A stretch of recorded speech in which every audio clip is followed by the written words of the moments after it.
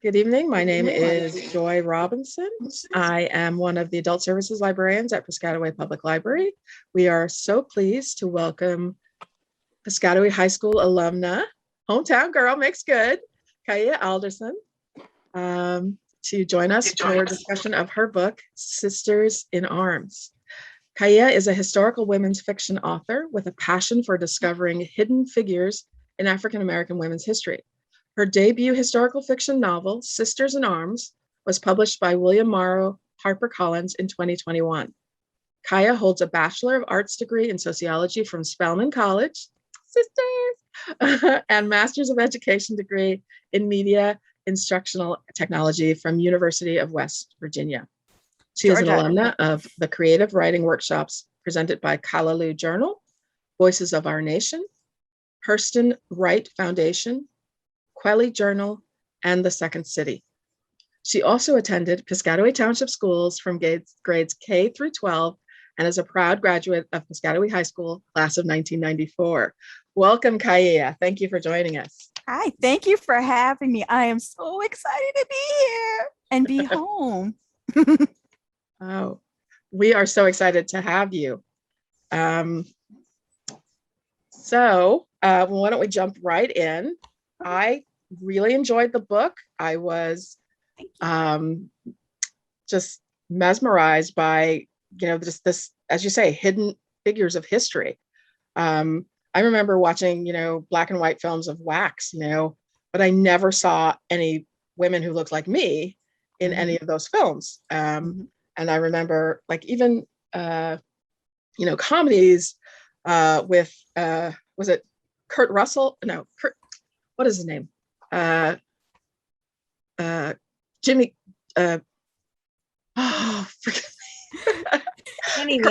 Tony Curtis, where he dressed up as a whack. And I was like, okay, so they got men wax, but they have any black women wax. It was very funny.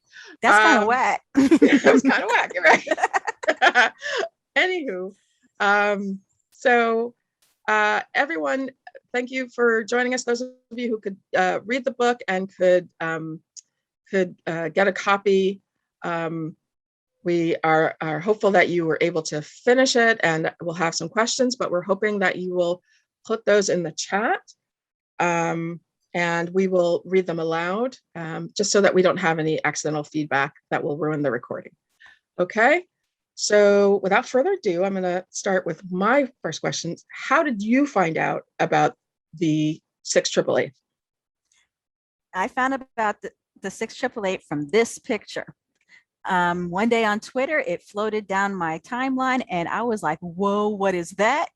In this picture, you can see it is black women. I knew it was black women. I said, that looks like World War II and that looks like Europe. What's going on?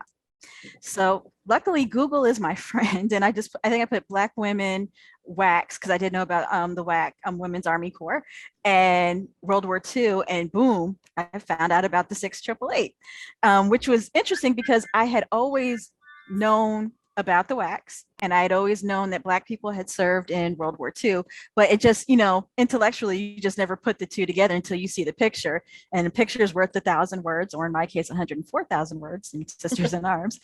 And I was just amazed. And then I learned their story and the things that they were able to accomplish. And I was just like, oh, I need to know more about this. And I want to write a story. And I set off to write a short historical romance story about soldier girl's last night in town before she ships off to war. I did a little bit more digging with my research because, it was just for me. And I was like, oh, wait, this is completely historically inaccurate. So I went and invested in the books that were out there about them and the articles, and realized, okay. And what you see is Sisters in Arms. Wow. So how long did it take you to go from seeing that picture to where we are tonight? Okay. Oh, you mean how long did it take to go from here to here? Yes. About 8 or 9 years is when I first saw the book, the picture. And again, it was just for me. And, over the years, life would happen. I'd put it down, or I'd get frustrated and be like, no one ever wants to read this. So whatever, blah, blah, blah, blah, blah. And then what year is it? I forget nowadays. Maybe about 3 or 4 years now, because we're towards the end of the year. My now editor posted the same picture on Twitter and said, somebody write me this book. And I very quickly was like, I have 100 pages on it. And, and she was like, cool, send them to me. And I didn't. So, I was like, okay, I need to clean this up. And then she had reached out to me in 2019. It was like, hey, no, that's not right. In 2018, she was like, hey, where's the pages? And I'm like, it's not done. And she's like, just send me what you have. And by coincidence, I was actually back in New York. I'm in Georgia now, but I was back in New York because it was my dad's, we had a surprise party for my dad's birthday. And, I had this, I was like, oh, I'll be in New York. Do you want to come chat about, what you have in mind? And she's come down to my office. So I got to go to HarperCollins in Manhattan and hang out with a lot of books. And we talked about World War II and what she wanted. And I reconfigured what I had a little bit, sent it to her, and I had a book deal, and then I had an agent. Now that's a little backwards because normally you're supposed to have the book finished, have an agent, and then you get the book deal. So everything happened very quickly. It's like you won the lottery. That's amazing. Yeah. I was like, what? Yeah. Okay. So I'm just going to jump around. What was you introduced historical figures like Mary McLeod Bethune, General Davis, and the Roosevelts, of course. But were any of your characters, I mean, aside from this picture, were any of your characters based on anyone real or anyone that you know? I probably went overboard. Mary McLeod Bethune was real. Thurgood Marshall shows up at that dinner party, and his wife Buster. Earl Hines, Father Hines is real. I briefly mentioned a little fabrication about my great grandmother. She owned property near Camp Shanks in upstate New York. When they were there, all the Black female officers, because of double segregation and housing issues, they would stay with Black families that lived in the area around like West Nyack and Orangeburg and things like that. So my great grandmother's property was in the West Nyack area. So I kind of said that she housed some people, some of those officers, because from what I know of her, she would have done something like that. So that's somebody I would have known personally. Well, technically she died when I was 1 or 2. So yes, we did meet. But it was like little things like that. There is the nurse that's in Rouen, France, who we're not, it's kind of hinted, oh, is she Black passing as white, things like that. That was a nod to my grandmother. She did not serve, but she was a nurse in New York during that time. And if she wanted to, she didn't, she could have passed. So it was kind of my little nod to her in that way. But yeah, there's a lot of real people, a lot of the side characters. Charity Adams, Major Charity Adams was very real. Basically everybody in that first training class, if I mentioned them by name or other soldiers, they were real people, just to, I didn't want to necessarily take away from them and their contribution. So it was like their little cameos. But yeah, there's a lot of people in there. Wonderful, wonderful.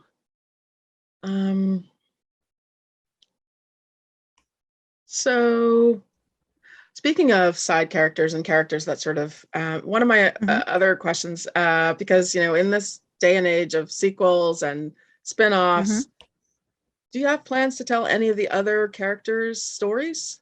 I'm curious about Tony myself, being lost in the Philippines and then and in case somebody hasn't read it. I hadn't, but people have been asking for the sequel. They've been asking about the same character. I have the beginnings of an idea for that, but I don't have anything set in stone or in the works yet. If enough people scream and my editor says, yeah, you have to do it, then yeah, I'm ready to pitch or something. Okay. So we have a question from Elliot and Andrea asking, was the scene in the train station real? I am going to guess that you mean the train station in Tennessee where the attack happened. That, yes, that actually happened to a Black WAC officer in Chattanooga, where she was beaten. Oh, she was there by herself late at night and beaten up. There were also other accounts of Black WACs oh God, where was it? It wasn't in Kentucky, in a different part. Back then, just in case anybody isn't familiar, they had segregated waiting rooms. So they had the Black waiting room and then they had the white waiting room, and there was no room and nowhere to sit down in the Black waiting room. And so one of the WACs, there was like a chair or a seat right next to the door to the Black waiting room, and she sat there, and the police were called and they got manhandled a bit and arrested for disturbing the peace. So yes, those were real. Wow. So that answers one of my other questions. Okay. I guess was there much reporting of such things? I wonder how much of that sort of thing happened and then, maybe didn't get reported or maybe didn't get publicized. I think in the cases where if it went to the point where somebody went to the hospital or somebody was arrested, then yes. I know of like 3 cases that I found in my studies.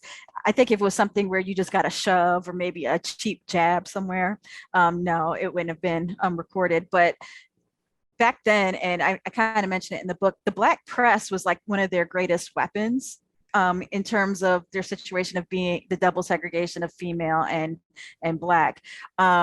They would report, they kept track of everything. They would report on everything and highlight it where mainstream news outlets wouldn't. There were also people within the department, in the War Department, what we now know as the Department of Defense, that there were like Jonathan, he's based on a real person named Truman Gibson Jr. He was an assistant to the Secretary of War, and his job was to go around and make sure that conditions were right for Black soldiers. And if any problems popped up, then he was there to report on it back to the War Department and get a resolution. Incidentally, one of the things that he helped navigate is he found out there was a lot of Black soldiers who met the qualifications for officers training, but they weren't being admitted into officers training school. I'm talking about the males now. And so one of those, he was able to help facilitate that. And one of those men that became officers was a guy named Jack Robinson, who you might know as Jackie Robinson today. Wow. Okay. Well, we have a person in our community who's a big fan of Jackie Robinson. I'll be sure to, have him watch this video so he knows that. Okay. And tell him to watch the part when you ask me about what comes next. Okay. So what happened to the 6th 888 after the war? When they came home, and I can actually throw in some Piscatawayish history here.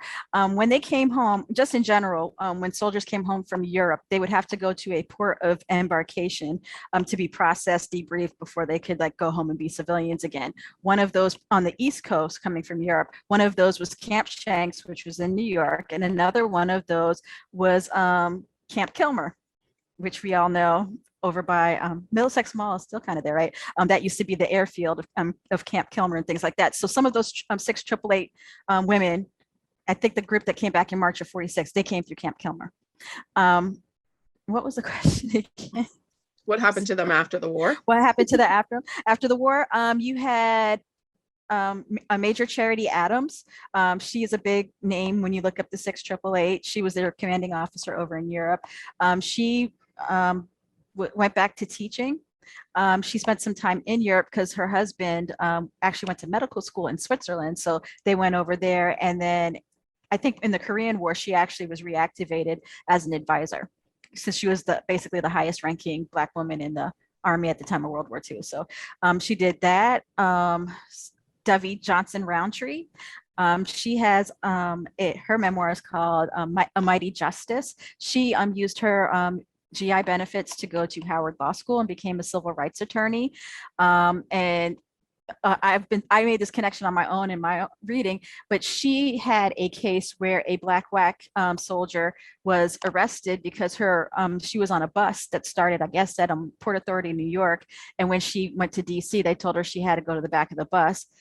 The unwritten policy was that wherever your trip originated, those were the rules you followed. So she was exempt from Jim Crow, if you will, because she was a New York passenger and not necessarily a DC passenger. And so that became a thing, and that went to court. And that set the precedence on which later on the Rosa Parks case out of Montgomery they used, and what the Freedom Riders used to support their cases, and saying that Jim Crow seating in public transportation is basically illegal. I'm trying to think of some other big ones. Those are the two big names that I know about off the top of my head. There's about 5 or 6 surviving veterans of the 688 who are still alive. I know there's a couple in North Carolina. There's one in Arizona, and they had similar stories. Well, a lot of them went into teaching or government jobs, things like that.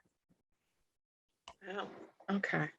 So the GI Bill, there were stories of black officers or ex-Army who, when they came out, the GI Bill was not available to them, or there was like loopholes that made it so that they didn't get as much money or whatever. So was that something that that you found in your research, or that you found that was true for the women as well? Yeah, that was true for the women as well. They had to go through hoops to get their housing benefits or their educational benefits. In some cases, in Debbie Johnson's case, her grandmother was really good friends with Mary McLeod Bethune. So I think, in terms of her problem, she had people who were in high ranking, who were placed high up, that it made it a little easier for her, because I think she went to Howard Law School in 46. So she was able to make use of her benefits fairly quickly. But yeah, you do see that when you research the Black soldier experience in World War II. Okay. And we have a question in the chat. What was your process in writing the book? Did you write at a specific time, on specific days? And at what point did you feel that the story was complete and didn't need any further edits or tweaks? My writing process that I found had my mother passed away in the middle of writing the book. So like in the point leading up to, I was like writing furiously, because I was like, let me get as much done as I can, because I don't know what after is going to look like. So from that, I started keeping a journal where I would write down how many words I wrote in each session, how long each session was. So I had a sense of how fast how many words am I producing. So I know that at this point I write in 15-minute bursts. I can knock out about 200 words in that period of time. So I was doing that, and back then during this book, I was doing like 5 or 6 of those sessions a day. So when we used to go into the office back in olden times, when everybody was doing coffee or their rounds, hi, how you doing? What did you do last night? I had my laptop open and I'm knocking out 15, 20 minutes worth of writing, do the same thing at lunchtime. And then after dinner, when I was home, if I was coherent enough, I would try to knock out like another 100, 200 words. Did I write on specific days? Not necessarily specific days, but whenever I could. You hear, like I have other writer friends where they would have the little, before laptops were a little bit more mobile, we would have wireless word processors. So while the kids are doing karate and soccer, they're in the stands, knocking out words, things like that. So that's kind of how it works out for me. The nice thing, I have a daughter who's almost 4, and my husband takes her to toddler gym on Saturdays. So that's like my day to really get things done. What else at what point did I feel the story was complete? I basically had hard deadlines from my publisher, and I just had, I blew every single one, with my mom, I think I handed in my last edits, but my final edits was about a week after the inauguration, because we did have some distractions in that week before. So do I think the book is complete? No, it was complete enough. If I had more time, there's a couple sequences I would like to add, but when I went back and read it, it felt like from where I started the story to where I ended it, it felt satisfying for the most part. So that's basically it. Because even with certain deadlines, I was still handing it in with, certain sections in outline form and things like that. And my editor's like, that sounds good. Just give me the pages. Okay, so the question that everybody asks these days is because there's just such a need for material. If the Sisters in Arms book was optioned for a TV show or for a movie, who would you cast to play Eliza and Grace and their Dr. Noah and the others? In my head, Kiki Palmer would play Grace, and Kyla Pratt would play Eliza. John Boyega, I think, could play any one of my my male characters, whatever one he wants. Let's go for it. And that's as far as I've gotten in terms of like the mothers. Just there's so many actresses. It'd be so hard to pick. If Gabrielle Union could do it. Who else? Angela Bassett. If people didn't think she was too old, which I don't think she is. It's just really hard. Anybody you can think of is like, yeah, they all could nail it. So that's all I have. Mary McLeod Bethune. I don't know who would play her. One of my friends from college, she's an actress and she could do it. I think she's young, kind of young to play Bethune in the 40s, but I think if they aged her up, she would be a good one. Her name is Karen Kendrick. So yeah, that's all I have, but yeah, that would be awesome. Okay, casting directors, you heard it here first. Oprah, she would be, actually, I could see Oprah doing Mary McLeod Bethune and that booming voice, and yeah, she would be perfect. Yeah. So actually, this is a question Karina posed. Do you want to ask it yourself, Karina, or you want me to read it? Sure. This actually came right out of your book. At the very end, you have it listed. Let me just get my Kindle. Are you going to throw my questions back at me? Cool. I'm going to throw your questions back at you. Guess you wrote them. Yeah, I know. You're ready. You're ready, but I want to hear the answer anyway. So were Grace and Eliza running away from their problems when they joined the military, or were they taking control of their lives? I would say both. Yes, I would say both. In their heads, they were like, I'm going to show them. But in essence, they were, instead of like just speaking to their parents head on about this is what I want to do with my life and you're going to respect me, they're like, I'm going to go away. But I think they needed it. You have experiences when you leave home that you're not necessarily going to have in your cocoon, where you're used to things and doing things the same old way, where if you stumble and fall, you can just like, okay, that new thing didn't work, I'll go back to my old thing. When you're in the Army, you can't just say this, I can't do it and I want to quit. It isn't that simple. You kind of, unless you're trying to get yourself kicked out. So yeah, they were running, and they were also, they were doing what they could to make their parents see that I'm going to make a decision and you're going to respect it and you have no control anymore. Okay. Actually, speaking to that, I was absolutely furious when Eliza's dad took credit for her writing. When she worked on the story, and then that was the straw that broke the camel's back for her, and that's why she then decided, okay, I'm going to go off and enlist. That sounded really personal. Was that something like that, is that something just, came fully fledged out of your imagination, or is that something like, where somebody stole your writing and you're like, now here's my revenge? No, that was not based on real life. It came out of the situation where they were in the newspaper business, and I needed, it was like, what, something big enough for her to say, that's it. I'm not going to be daddy's perfect princess anymore. What I will say comes from real life, and I think everybody goes through it, is after I graduated, it was after I graduated college and I started working and I came home, and it was like a summer get together or whatever. So my dad's friends that I had known me since I was like in middle school were there, and they were interacting with me in a way where I was like, I'm not 12 anymore. I'm actually 20 something years old.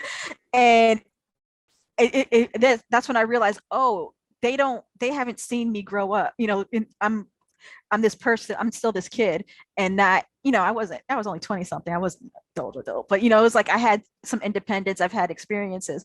And so it took a while to navigate that, because some people would be all like, I'm an adult now and you're gonna, that whole thing. And it was like, is how do you navigate that? And that was part of Eliza's journey, is like, the way she's similar to me is that when I graduated from college, I was 22 years old and I did look 12.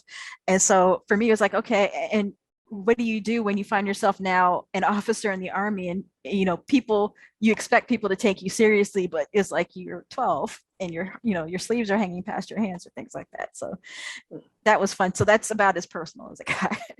Okay. We have another question in the chat. Well, actually, a volunteer says, I'm here for the casting call, but wants to know about your research. Did you interview, I'm presuming, anyone from that time period? I did not interview any of the veterans, because at the time I didn't have access. I didn't know how to access them or even where they were, if there were any left. And the other part of it was I didn't want to take their stories from them. There's still room for them to tell their stories. Part of the reason why Eliza and Grace are fictional, I got to play with some themes that I thought were important, that I saw in general coming out as a sociology major, that weren't necessarily in somebody's specific experience. The closest I got to interviewing anybody was, there was a documentary that came out in 2019, the 6888, and I went to Maryland for the premiere, and I got to meet Major Adams' son. And he talked in the presentation, he went and he talked about how part of his mother's success was that she knew her stuff. If there was a manual, she read it and she knew it backwards and forwards. And you see in the book, when she got in trouble, it was that characteristic that got her out of some pretty serious trouble. What was the main sources of my information? Everything's listed in the back of the book in my author's note. That was really long, but my main sources would have been One Woman's Army by Major Charity Adams Early. She was the commanding officer of the 6888. And then To Serve My Country, to Serve My Race by Dr. Brenda L. Moore. Were my primary resources. I also did a lot of scouring the internet. It's either the National Archives, or I think it might be the Library of Congress, where they keep a lot of veterans records. If you just look up like veterans records for World War II, there's a lot of people, I think it's like, what is it, Story? PBS or something, where they're recording people's stories. So they have a lot of transcripted interviews. They have a lot of actual video interviews of people's experiences in the war as well. And I also looked up WACs in general, WAC diaries, just to find out what their daily lives were like, as well as specific to the Black female experience. Because even whether or not they were Black, they were still getting discriminated against, because back then ladies didn't, nobody had any weapons training, because that wasn't ladylike. It didn't matter if they thought you're going into an active war zone. Part of selling the WAC to the American public is, we're not going to turn your daughters into these hardcore soldiers. They're supposed to be office workers and things like that. But as you see in the book, they were still, crossing the Atlantic was very dangerous until the war was over. And at any given moment, they could have been blown out of the water by German submarines. Or attacked by angry soldiers Yep. in a parade. Yep, or spoken to inappropriately or proposition. Yeah, because when they first introduced the WAC, the assumption is, oh, they're there to service the soldiers. And it's like, no, we're there to do the administrative job, so there's more men available to go into combat. Wow. There's another question. Oh, why did I write the book? Okay. Oh, you guys go ahead. I'm sorry. No, go ahead. Answer as you like. Oh, the one question I see is someone who came in a little late and missed why I wrote the book. Basically, it's because I saw this picture on the internet, and this is a picture of the 6888 in France, and I had never heard of them. And so I was like, oh, okay. And one thing I didn't mention before, this was taken in France, in Rouen, France, and it was a parade to commemorate Joan of Arc, and this is the actual square in which she had been burned at the stake. So just from there, and being a history geek in general. Speaking of, did you put yourself in the mindset of 1942 as you developed the story? Yes. Because when I was, in general, I tried to use language that I was pretty sure would have been used back then. I thought about the language that my grandmother might have used, or my aunties would have used who were alive back then. So it was kind of, or times I've spent around them when they're with their friends gossiping, just to get a feel of the vibe. It might not have been truly contemporary. I tried to read works that were written during that time, or watch videos or movies that I remember I watched The Clock, which starred Judy Garland, just to get a sense of it wasn't, the actual language, but just to get a feel of what they were saying. I didn't listen to as much music as you would think, given all the music in the in the book. And part of it was because the material, there isn't a lot of recorded music from the war years or true to that period, because the materials you would use to make records were requisitioned for the war effort. So I would listen to jazz maybe from the 50s or a little bit afterwards.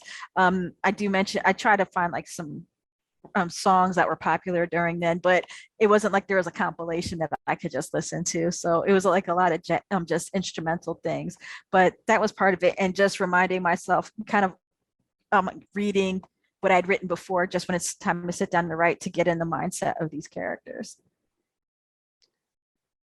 That's fascinating. It didn't occur to me that the records wouldn't be available for that reason.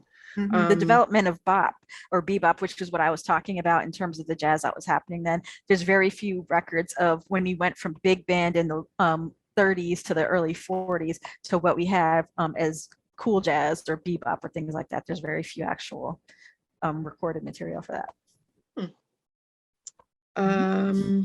So Rhonda wants to know, what did you learn about yourself while writing this book? I learned how to write a novel and that I could do it. Before this book, and part of the reason why it took me so long initially without the prompt of a book deal, was that the longest thing I'd ever written was a novella that was 28,000 words.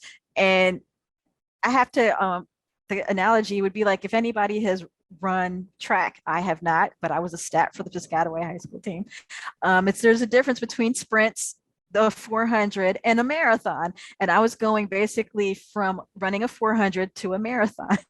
And it's a completely different ball game. So, and I had trained myself, I came out of the world of writing romance. So those books tend to be about, at the longest, 50 to 60,000 words. And so you don't have enough time to explore their emotions or sit in that emotion or a feeling or things like that. And so I was writing it and it was like, okay, writing it like a romance novel. And I was like, oh, wait, I get to play with this emotion. I get to have her blow this big audition that she's basically been preparing for her whole life, and to be sitting there in the moment and be like, oh my God, how did I forget my sheet music? I never do that, things like that. And what am I going to do now? And, usually you just be like, oh, blew the audition. Okay. Then you go on to the next plot point. So the fact that I could do it, through some difficult situations, like I said, my mom passing in the middle of it. And I had a toddler and a job, and at the tail end, and the last year of revisions was during the epidemic. So it was just,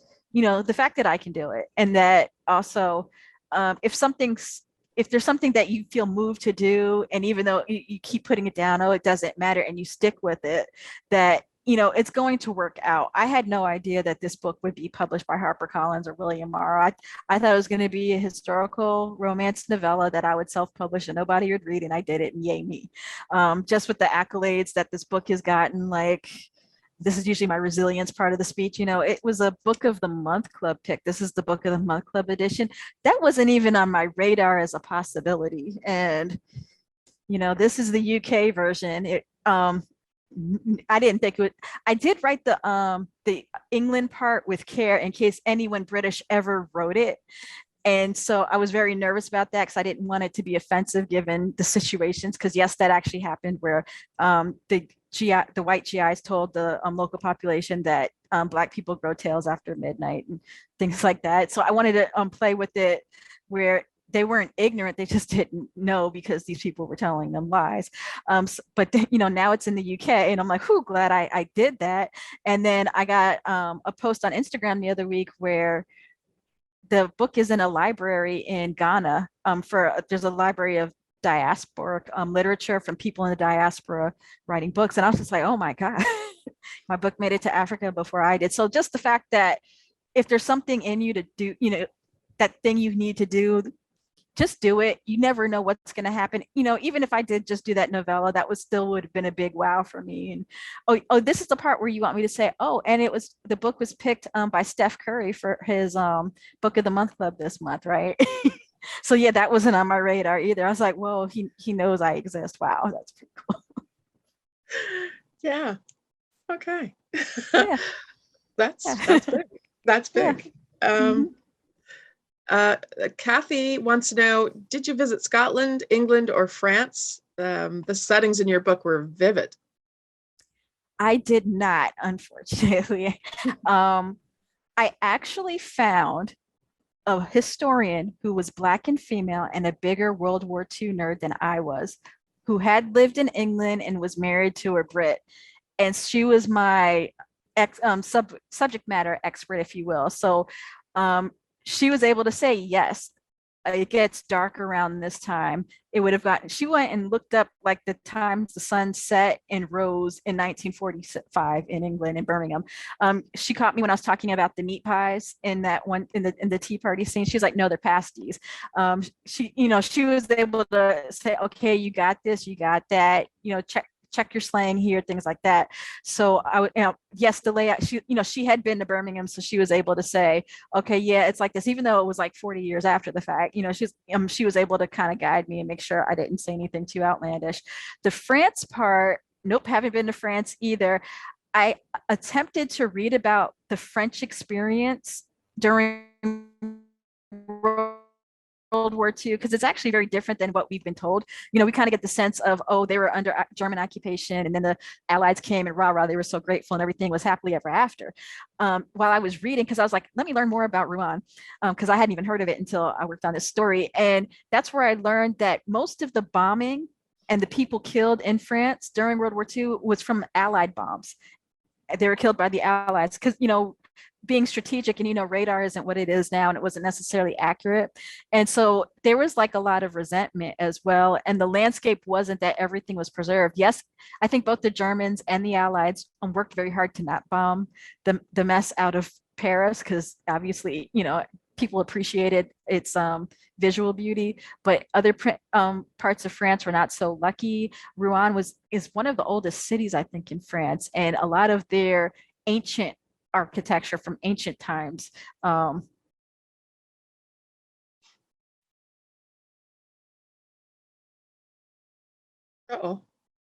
Did we lose her?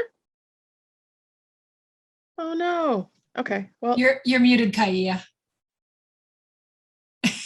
Oh, I was like, oh no. But yeah, so in terms of the Rouen part, and I can't see I can see the questions. Great.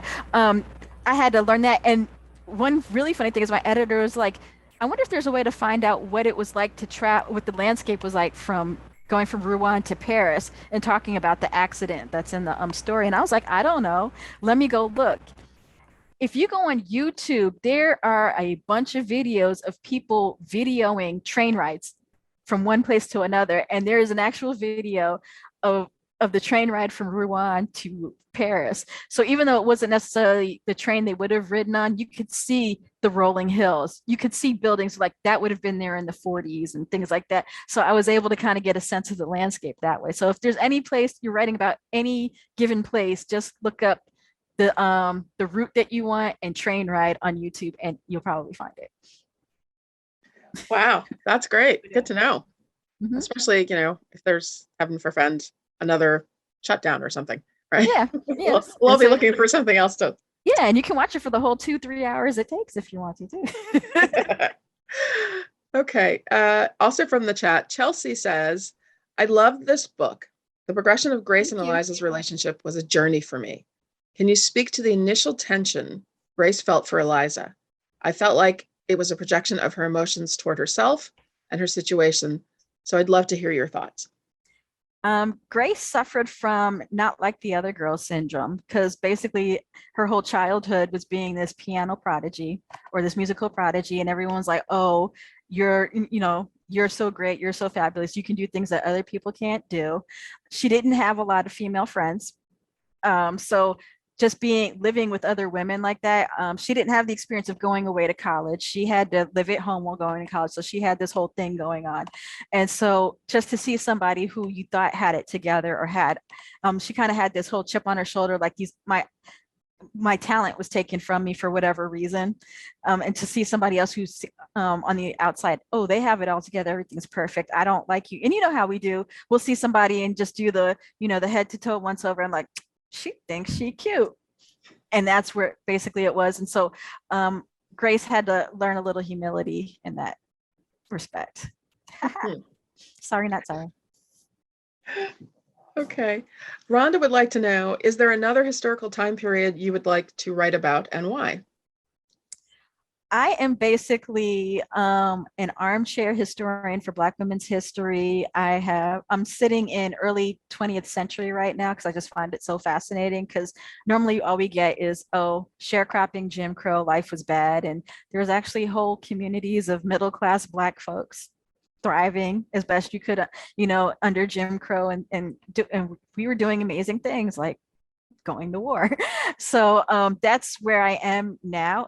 I guess this is when I talk about my next book, where I'll be in the 1930s and 40s. It's my Negro Leagues book. And you might have heard there's 4 Black women that did play in the Negro Leagues, but not, one thing I hadn't heard is there were actually 4 Negro League Black female owners, one of which is Effa Manley. And she co-owned, let's see, this is a painting of her high school graduation picture. I know I have the light ring, and if you can see from the picture, she doesn't quite, no one can say definitively if she was a Black woman or if she might have been a white woman passing for Black.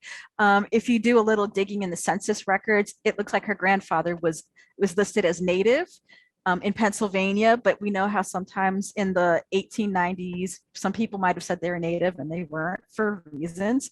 And so she was raised Black. And then when she was about 15, her mom told her that she was % white, which might not have been true because her mom might have been passing as white, but as Black, a Black or Native woman.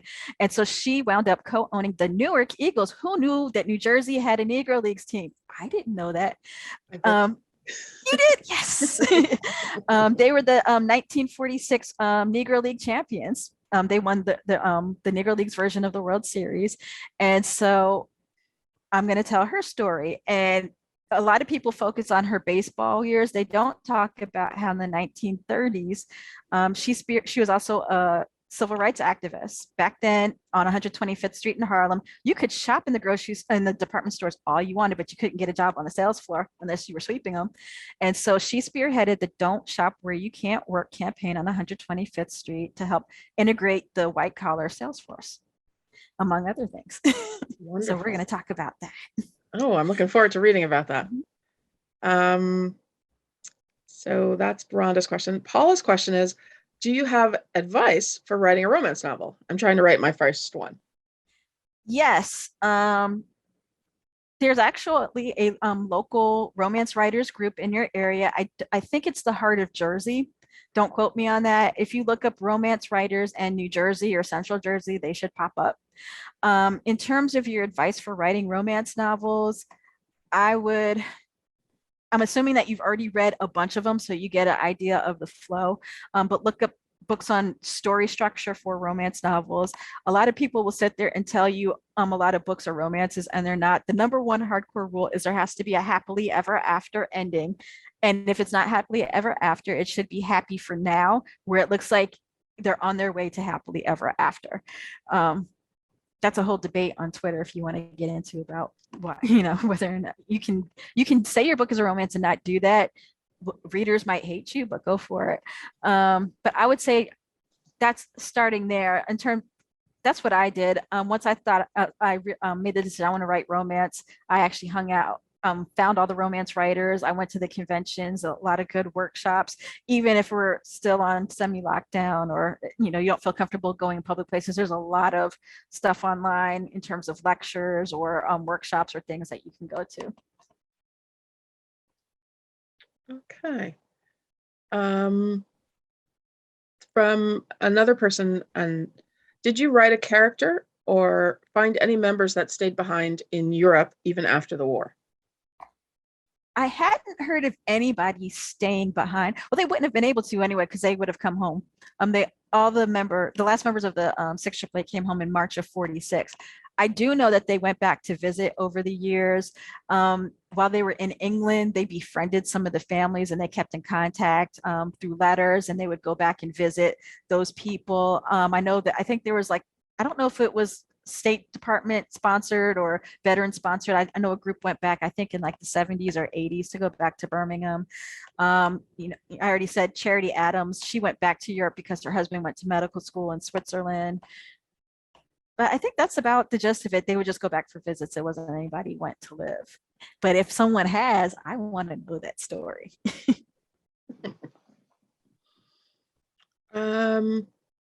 Crystal Anderson, I guess must have missed, what resources did you research to find who were enlisted in the Waves WAC? Okay.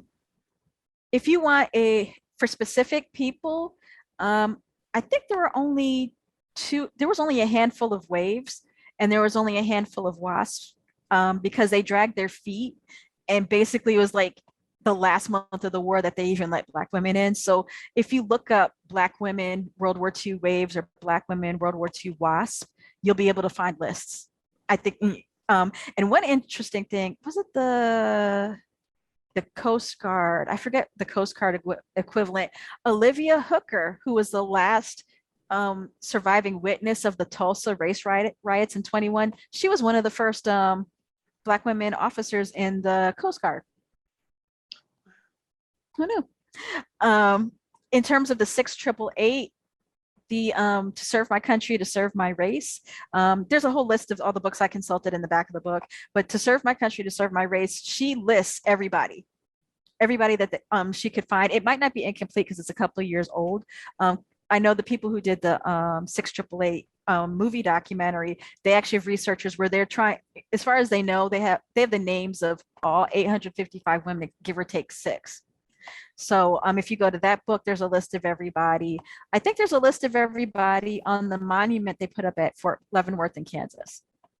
But you can get that list, because I know people have asked me all the time, you know, oh, I think my grandma was in this unit. Can you look them up? And I can tell them yes or no, or point them in the right direction if they're not on the list. So it looks like we may have accidentally skipped a question. Oh, no. How did this writing impact how you think about who you are currently? It's the reason why I wrote it, in a sense. I wish I had known about these stories growing up or before I had entered the workforce, because as a Black female in the workforce, I've had experiences and you're just like, what just happened? Is that me? Was that a racism? Things like that. And if it is, or even if it isn't, how do I deal with that? And I was felt like I was on an island by myself and had no resources to turn to, and you just kind of internalize it. And in reading about these women and these stories and what basically the Black women of the greatest generation went through and how they rallied together, they used their resources, their connections, they used the newspaper, the media, in any way they could. They even outsmarted a general. So, you know, just, okay, these are responses that have been used before with a lot more restrictions than I ever had that were successful. So, you know, maybe these are some strategies I can use to, in my own life as I encounter them. That lesson from Charity Adams' son about, you know your stuff backwards and forwards. I documented everything in history for my time period. I have a timeline of what happened in real life, a timeline of what happens in my stories against real life, and where my sources were. And a couple of weeks ago, somebody on Twitter was all like, oh yeah, this book is overhyped, and you exaggerated everything. And I was able to say, oh, really? Which parts did you find exaggerated? Because I'd be more than happy to give you my resources that I based it on, down to the page number, in a couple minutes. So it's things like that, and that tweet was mysteriously, they deleted it, never responded. I don't know why. But, things like that give me the confidence, I did my preparation. I was ready for it. So it's like, oh, okay, yay me. And I'm able to share it with other people, other young women. Last week, I spoke at a college that's local to me, and I was able to tailor it and use this example. It's not just one of these dull history books. I hope not, but it's a tool to help, you might be in a situation where you don't have friends and family to ask, it seems like this is weird, but you're not alone. This has happened and you can get through it too. So yeah, just the women of the greatest generation, Black, white, everybody, they were pretty hardcore. They're amazing. Crystal wants to know, are you a member of the National Council of Negro Women? I am not. And I need to be because my sister Prez is the head of the organization, right? And so I've been meaning to do it. I don't have a local chapter near me. I think the closest one is like 50 or 60 miles away. So I would be a member at large. And that's pretty much the only reason why I'm that. Here's another question. Did you write a character or find any members that stayed behind in Europe even after the war? No, nobody stayed behind. They all came home and then they visited from time to time over the years between then and now. Okay. Oops. Let's see. Is that a new question? Yep. Okay. What do you think about the 212-21 effort to give the members of the 688 the Congressional Gold Medal? Obviously, better late than never. I think it needs to be done. Just there's still people alive who are part of that unit that did the work, and while there is still breath in their body and they're coherent enough to be able to appreciate the adulation that they deserve, it needs to happen. I know the goal was to have the bill has already passed the Senate. I think last time I saw yesterday, I think there's maybe 23 short to pass the bill in the House. The goal was to have it passed by today. I'm hoping those last 23 holdouts are just being dramatic to have a dramatic finish. I don't know. Better late than never. It should have happened a long time ago. I have a problem with waiting until there's only 3 or 4 people alive who deserve the credit and the praise are left to do it. I have problems with like the Negro, them finally recognizing the Negro League stats when only 4 men alive would benefit from it, are able to say, hey, my numbers now count in the major league record books, and then 1 died the next day. So it needs to happen. And then we also need to examine and uncover more recent similar figures and situations and give them their praises now. Yes. Yeah, as they say, give you your roses while you're alive, right? Yes. And a lot of them, they don't talk about, they're like, I just did what I was supposed to do. I wanted to contribute to the effort. And so, this is where I was assigned. And I didn't think it was any big deal. And I went back to my life and it was like, no, you're actually a trailblazer. And, but some people would be like, oh, all they did was sort the mail. Oh, in case anyone's not familiar with the 688, their mission was to get the mail moving again after the backlog from the last from D-Day to basically the beginning of 1945. The mail wasn't moving. And if you've ever been in the military or even sleepaway camp, that letter from home means a lot. And so they were not the first group to tackle this challenge. They had some of the guys try to do it and they couldn't figure it out. They had some of the other WAC units try to do it and they couldn't figure it out. So they gave this impossible task to the Black women.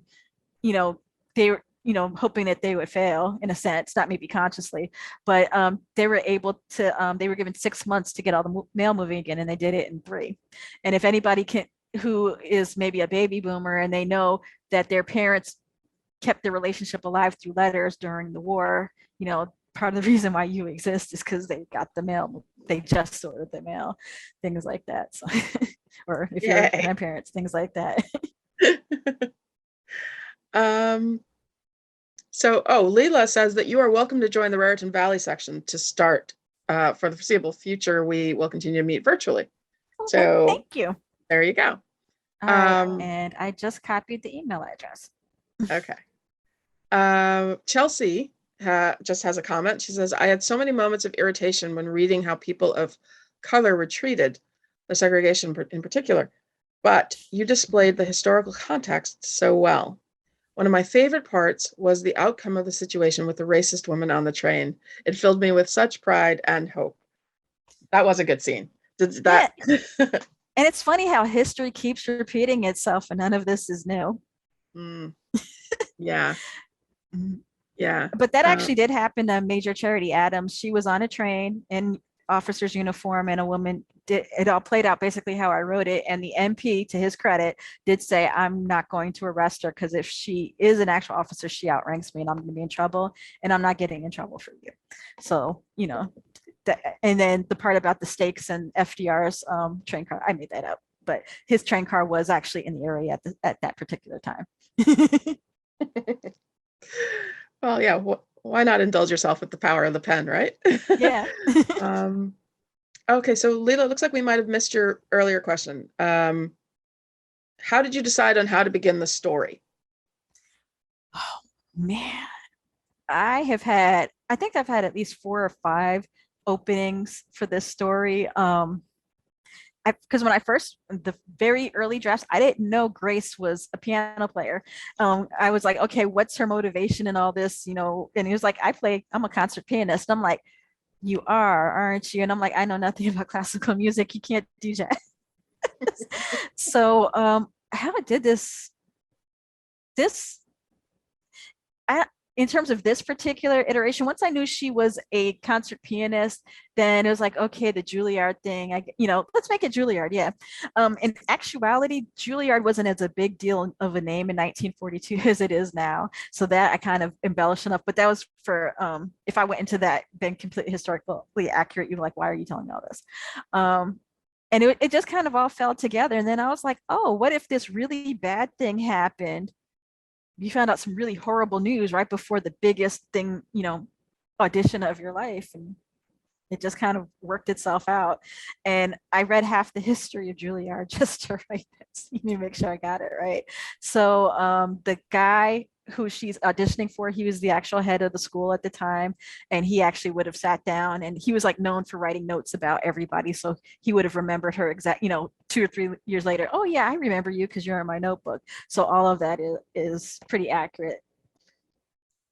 I am a classically trained pianist who has performed Moonlight Sonata, and you nailed it. As I was reading it, I was hearing the initial chords playing through, and I do the same thing. I twitch with my fingers when I'm nervous and I play chords. Mm-hmm. I cannot believe that you're not a musician. It was so well done. Mm-mm. Nervous tics, yeah, playing with things. And I was like, okay, how would a musician do that? Oh, they would play. And I don't think I have it in the book, but at one point, they were so poor, she didn't have access to a piano, and she made her own keyboard and she would practice like that. So yay, I'm so glad I got that right. I'm so glad I got that right. Thank you. Well, we're coming up on the end of our time. So it makes me sad too. I just want to give anyone an opportunity to either ask a question in the chat or so there's lots of thank you, happy Veterans Day. Thank you. To women, which actually that brings up another, I was going to ask you about this, and mm-hmm. Don't feel like you have to be put on the spot, but so today's Veterans Day, and we're happy and honored to be able to commemorate it in this way. But there's also since I guess 2018 been a push to have Women's Veterans Day mm-hmm. as a separate celebration, and there have it's sort of and it was supposed to be actually in commemoration of Harry Truman's desegregation. Mm-hmm. No, of him, the inaugural signing of allowing women to be in to serve, mm-hmm. Which was I think it's May 42. Yeah. So, but the date has sort of hopped around a bit. Mm-hmm. And I'm curious about whether women should have a separate day, or whether they should just be, folded into, the current Veterans Day. There's, sort of multiple schools of thought on that, right? Of whether they should have their own recognition, mm-hmm. or whether if we, sort of set them up as a separate class, then are we saying that they're sort of less than or possibly even superior, right? Mm-hmm. Do you have any thoughts on that? I think the ultimate decision or input or ultimate say should come from actual female veterans. I'm not a veteran myself. I'm not military. I think they should have a say in how, if they need, and I think especially since they incorporated everybody into the General Army population in the late 70s, I think they've had more experiences, or the more current crop of veterans and soldiers. They are soldiers in arms at this point. It's not just sisters and brothers. It's they're more, they have unique experiences. If they did do it to highlight those unique experiences and hardships, to give light to some of the abuses that they receive, they experience even now. Yeah, I can see that useful. I think you do need to highlight the fact that there were women involved with the military, and I'm not just talking about all women, involved with every conflict in the United States since the beginning. So, I mean, you have Daughters of the Revolution and parts for that, but I can see a benefit of it. Maybe I would, off the top of my head again, not military, I could see it being in March, maybe setting a day one day for that, because it's Women's Month anyway. But yeah, it's an interesting thing to think about. But yeah, I would say let the veterans, they have their own mouths, they have their own minds, and I think they should say what they want. Excellent answer. Thank you. And yeah, in the chat, there's many thank yous. Great book discussion. Thank you. Thank you for taking the time to read it. Yes. I've got one last question. Oh, okay. Let's do it. So not having known your background in romance and the necessary great HEA, I wasn't expecting a happy ending. With everything that happened to them, it was just obstacle after obstacle after obstacle. And I think I had this sort of suspicion right up until the very end. It was like, okay, what's going to happen? What's going to happen? Something awful is going to happen. And everything just was sort of, neat little bow. And even at the very end, I was like, seriously? Like they actually got their happy ending? How is that possible? That can't be real? Like, is that legit? So was this... I can direct you to the articles. Go ahead. So, go ahead. What was well, I guess you just answered the question. How much of this was history and how much of this was the romance writer and you needing the HEA? I always knew I knew I had to have that happy ending, because at first, very late in the game, I took the Tony storyline out. I was like, oh, I don't want to do another dead brother historical thing. And my editor is like, no, you have to put it in. And I said, well, if I do, and I hope I'm not spoiling it for anybody, if I do put him back in, the end of the story ain't going to end the way that we think, and let me go find proof. And I was able to find proof about how I could make this a happy ending.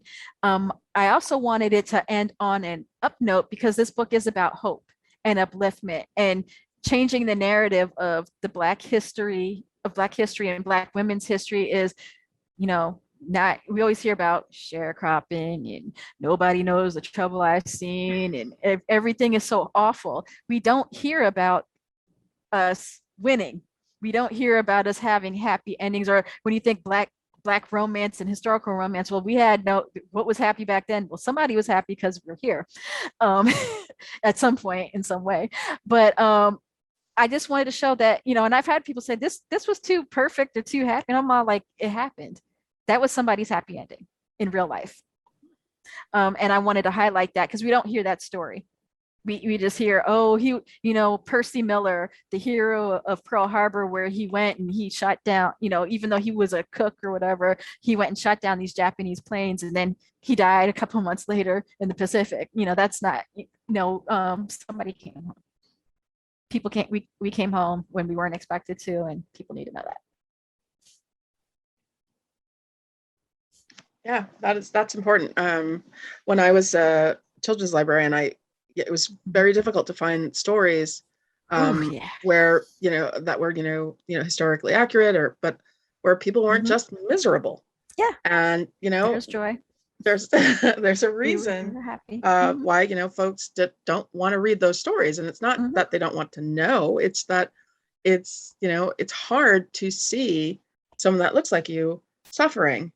And it's hard to, to be hopeful, right? And to see it happening, and then and to feel it happening still, and not have the possibility of of a happy ending. And particularly, you mentioned before the way and how it affected you, the way that Major Adams and Grace and Eliza, they use their brains to strategize to get out of these bad situations, or or to counter these. I mean, I'm not even going to call them microaggressions. I'm going to call them aggressions. Oh yeah, these very aggressive, these attacks by people. There's always Brer Rabbit and other things like that. Where very clever and but it's not the same as sort of that sort of fillip of of joy that you have when you see that someone they use their brain and they kept their calm. They're not the angry Black woman. They're not the whatever. I mean, they are angry, but they're not like or that one scene with Grace where when she's at the recruitment office and the lady assumes she works there, and her response came off as very Black, angry, womanish, but you get to see what's behind that reaction and why we're not necessarily angry. It's just, you came at me sideways, I'm gonna come right back at you with the same energy you gave me. Right type of thing. Yeah, it's just also, basically assertiveness and not you just putting me in my place. I'm going to let you know. I don't work here. I can't help you. I don't work here. And actually, even though in my head I was sitting there gaslighting myself, I don't belong here, I'm right where I belong, and I'm actually, just to spite you, I will stay right here and do what I need to do. And one thing I didn't also mention in terms of the happy ending is how that general that was in the book where she told, "Over my dead body, sir," that scene actually happened. That she did tell him that yes, that happened. He became their biggest supporter in Europe from that point forward. So it's through these interactions that, even though I was like, oh, I've heard all these things about you colored people and have these assumptions, but once they actually interacted with them and worked with them, things were, it was like, okay, cool, wait, I want her to do this for me. Once they were in Europe proper, and the war was over, they would have all these competitions and things like that. So the unit had their own basketball team that was supposed to compete in a championship, but they couldn't get there in time because they didn't have the transportation. That same general made his private car available to them so they could get there and actually win the championship. So, don't be scared. It's like sometimes it works out like that. And it seems like that's too good to be true, but that's actually what happened. So I had to put that in there because I'm historically accurate. Okay. Well, now we're overtime. Yes, we are. Sorry. So, oh no, not at all. Thank you for taking the time and the extra time. I wondered if there was anything that you wanted to say to the Piscataway community, and not, again, don't feel like obligated or anything, but as having gone through the schools K through 12 and having graduated, was there anything that any, like, a shout out to a coach or a teacher or anything like that you want to? It'll be here. I thought about a lot of people. If you look in my acknowledgments, I gave a very long shout out to Mrs. Judy Legenhausen, who was my honors 9th grade and 11th grade English teacher. She pushed me. I might not have been appreciative of it at the time, but also at the time I realized what she was doing. And there, a lot of the time, especially when the book had to be done by a certain time and it got hard, I remember a pep talk she gave me about, sticking through. So shout out to her. Mr. Lindbergh, I write the way I write. I critique the way I write because of him. Rest in peace, Mr. Lester. That was my boy. In terms of having that person in your corner who, when things go sideways and that you just need to work things out, or who do you reach out to? He was that guy. Oh my God. I'm trying to think, even Mrs. Charles, my first grade teacher, I would bump into her from time to time, and even she was like, encouraging me, things like that. So I'm trying to think of everybody. I know I'm missing people. Mrs. Blair, my 6th grade English teacher. I don't think she's still in Piscataway, but shout out to her. She was like she was my second Black teacher, if you will, in Piscataway. So, that made a difference. Just, I'm grateful. I'm part of who I am is because I came up through Piscataway. So, Piscataway is very proud of you. Thank you so much. Oh, wait, a question from Phyllis. Do you remember SEAS swimming program in 5th grade.